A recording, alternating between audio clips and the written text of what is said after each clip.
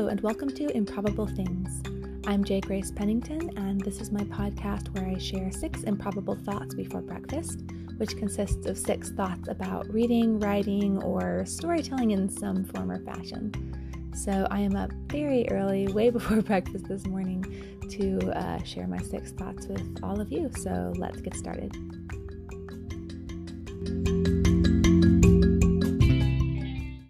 Number 1, I wanted to share the news with y'all that I finally have an actual release date for my upcoming book, Firmament Humanoid. And it's been out on Kindle Vella for a while now, or at least most of it. And so I scheduled the last episode a while back, and it will be releasing toward the end of April, which I knew meant that the humanoid release date would be in May, but I just hadn't sat down and actually nailed down a date. So the date for that is going to be May 20th. That's when, Lord willing, the paperback and the regular ebook copy of Humanoid will be released and available for everyone. So just wanted to let everybody know that. And if you've been waiting to actually get your hands on a version of it that's not, you don't have to pay for each chapter, then that is coming. And I really have enjoyed this installment. It has a lot of elements I've been looking forward to writing for a really long time. Like ever since I first started this series, I knew I was going to be excited to get to this point. So I'm excited to share this one with more readers. And so May 20th, keep that in mind. But I'm sure I'll be sharing more about it as we get closer. Number 2, I'm continuing working on revisions for the older books in my series, and I'm on track with Reversal Zone, which is book 4. So that's good, and I definitely feel like it's going really well. It doesn't need that much work, not as much as some of them have needed. I do feel like the story in this one is pretty, there's some of it where I'm like, I'm not quite sure about that, but most of it I feel still pretty confident about, even going back after all these years, so that's always nice.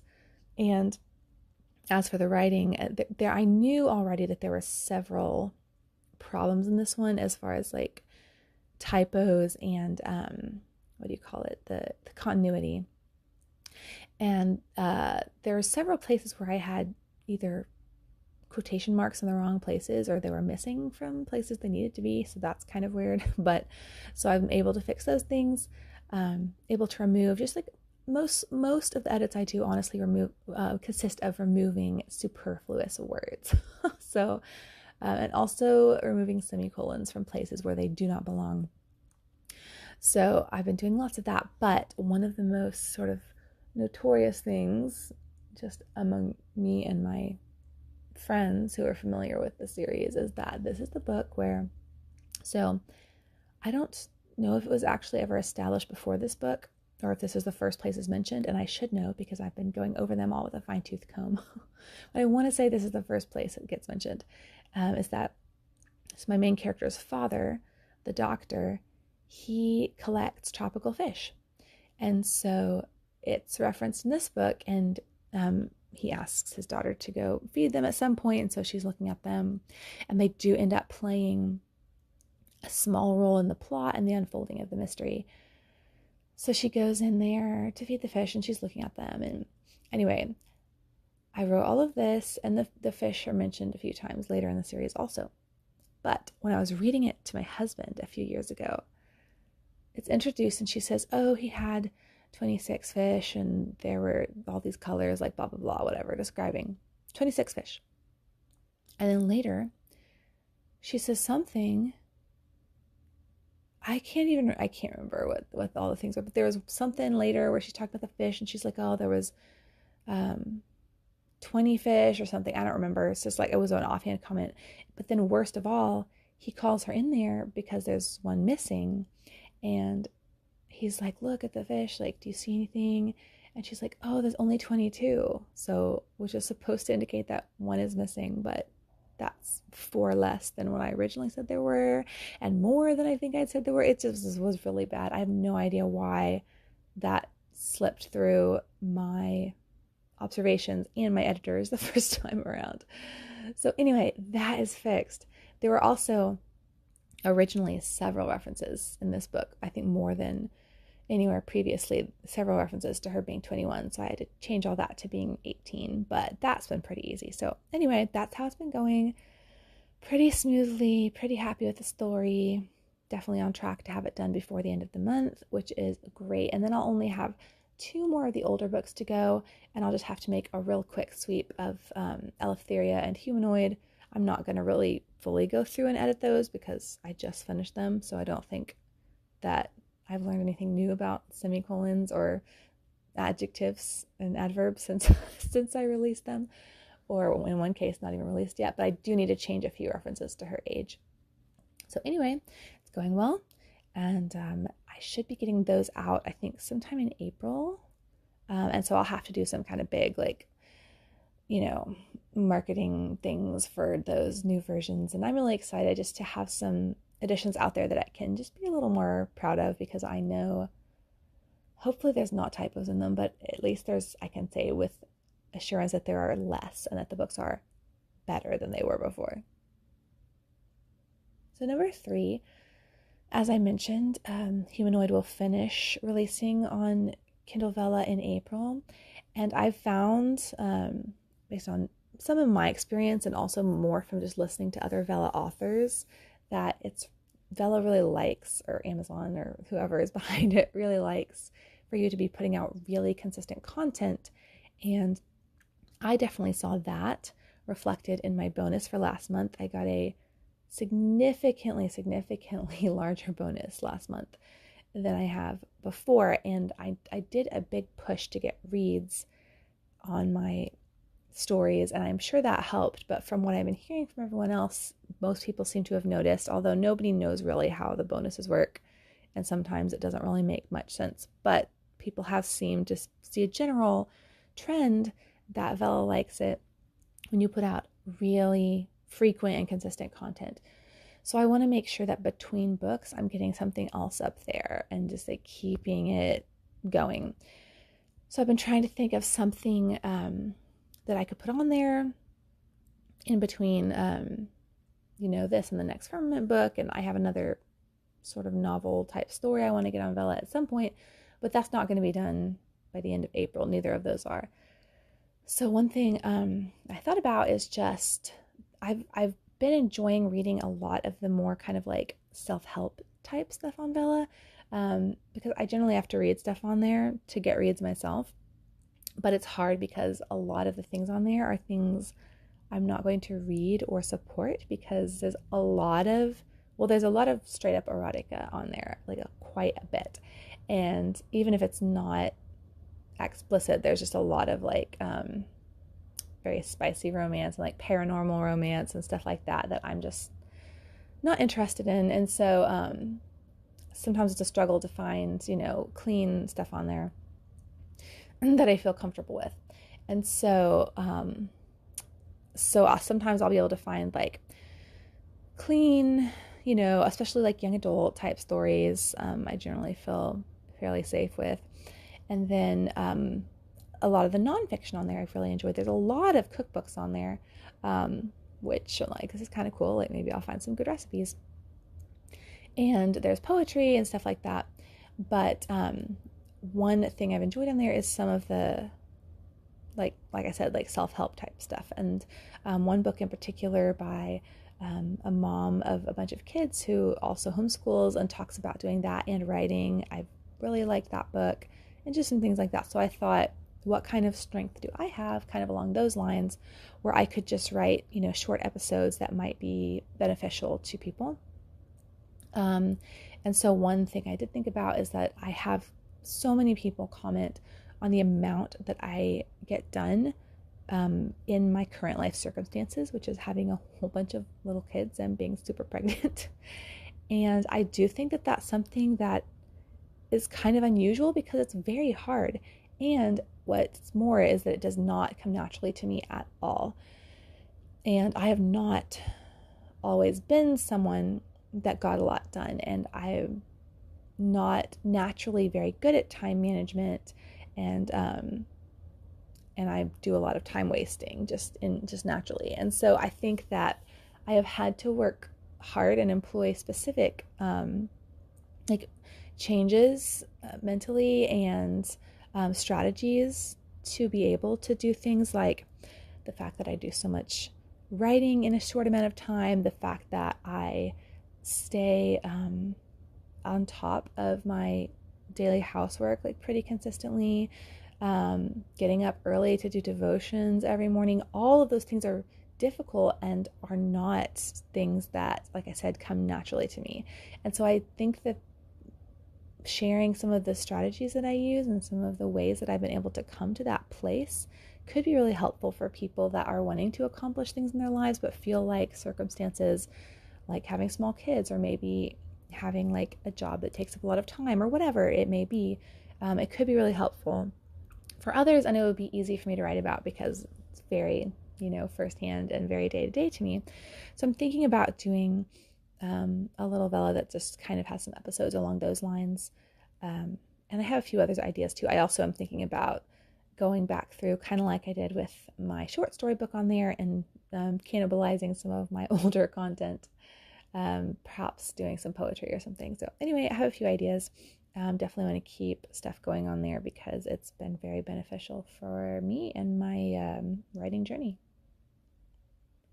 So number 4, this is where I usually share something about my kids related to books and stories. And just one thing that kind of stood out to me this week was we always have a couple of points in the day where we just kind of have to kill time. We're waiting for the next thing. And the morning is usually a big one, just trying to fill the time between breakfast and lunch. And a lot of that, we do a little school some mornings. We do chores, like this is when I do things like the laundry or whatever. And so we have that stuff, but still, like, the mornings are just long. We could do all the chores in the whole house and still have like hours left until lunchtime and nap time. So there's that. And then also sometimes like the time between nap time and dinner, especially if daddy's not home yet, can be a little tough. And so anyway, we have this whole shelf full of activities that the kids can do. There's like puzzles, magnets, just special little toys, little school activities, stuff like that, crafts, whatever, that they can pick some things to do. But most of it is just not appropriate for my youngest, my Lolly, who's not even 2 yet. So she can do a few things, but she gets tired of them pretty quickly. So the other day, we were waiting for daddy to get home, and the 2 big girls were doing, I don't remember, little puzzles or coloring or something. And Lolly was just getting cranky because her big sisters had stuff to do and she didn't really have anything to do. So I told her, go get me some books. Go get me your little panda books. I'll read them to you. Because we have these set of 4 really sweet little board books with little panda twins that teach you like different expressions or feelings, or whatever, little animal sounds, just cute little books, and she loves them. So I told her, go get your panda books and I'll read them to you. So she went one by one and brought them to me and sat in my lap, and I read them to her, and it was super sweet. But it struck me while she was doing that, because she reads these little panda books all the time, and I'm kind of protective of the books because I found them at just like kind of some little random place. I don't know where else I could get them necessarily. If I needed to replace them, I don't know if I could. And pandas are kind of our big thing, so I love having them sitting in the girls' room. But she reads them all the time, and she's always very careful with them. And it just struck me, I hadn't thought about it in a while, but the 2 older girls were such bad book destroyers. Like, until fairly recently, even board books, they would just like destroy. Like, they were always like eating them and like bending them backwards, and like all of our books were like ruined. I couldn't give them books, like regular books with paper pages, unsupervised. And if I gave them board books, I knew that it was going to come back like bent or chewed or something. Like, I don't know what it was, but like fairly late, like into their toddlerhood, they were just destroying all books. But I was thinking about it as Lolly is bringing me these little panda books back and forth. I'm like, I don't think she's ever ruined a book. Even since, and she's loved books since she was little tiny. She loves to just sit and look at them. And she'll sit in this little tiny chair she has and just read books. And she, as far as I can remember, has never like torn one or bent one or eaten one. At least if she has, it's been really rare. And she's just like has this natural instinct to always be careful with the books, which my mom says is how I was, that even when I was really, really little, I wouldn't tear books or anything like that. So I'm like, well, that's kind of nice.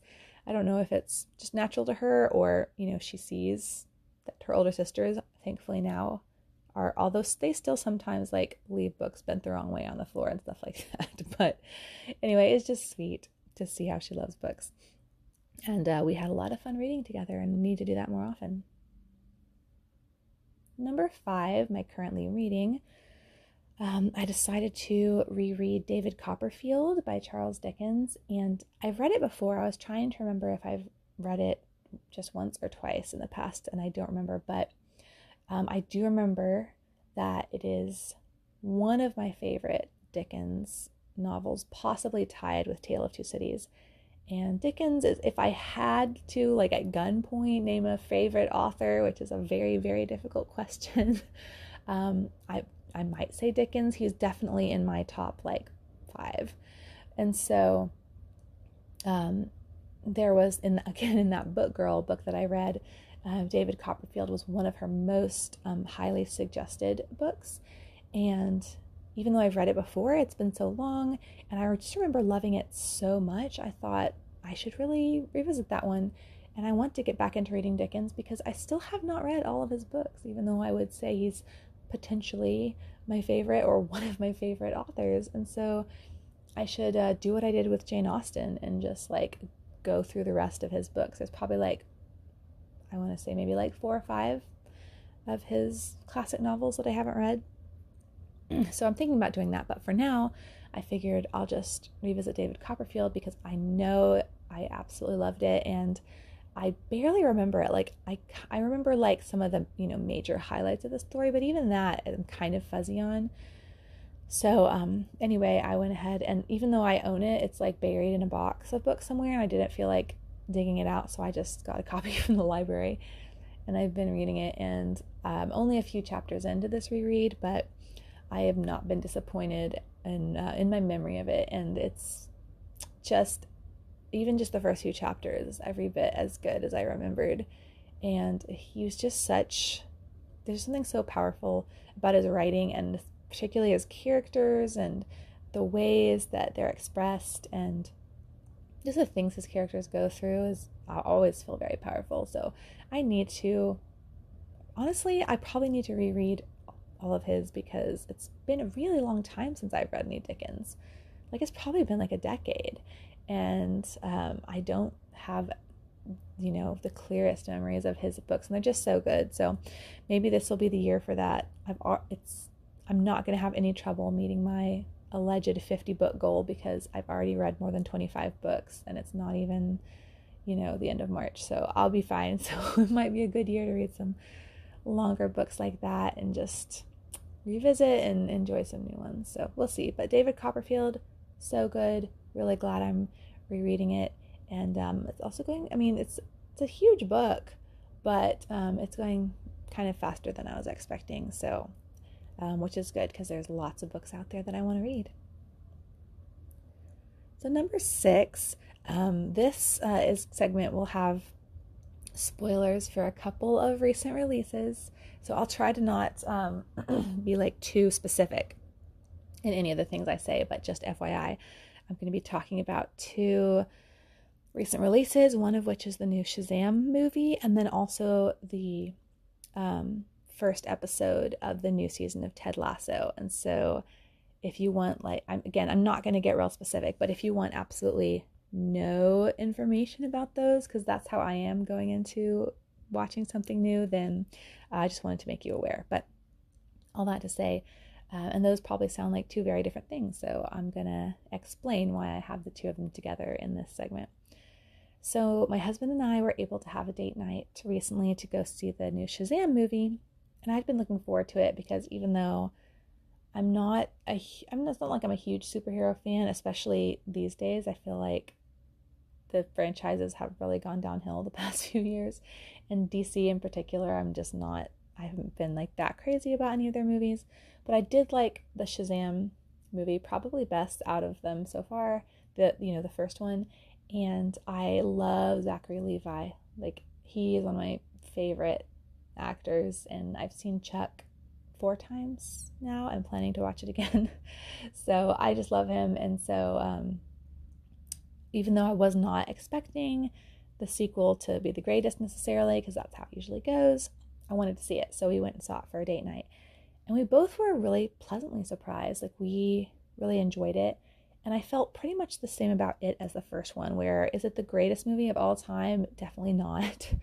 But it was just very solid. Like, I felt like the writing was solid throughout. There was good setups and payoffs. It was satisfying.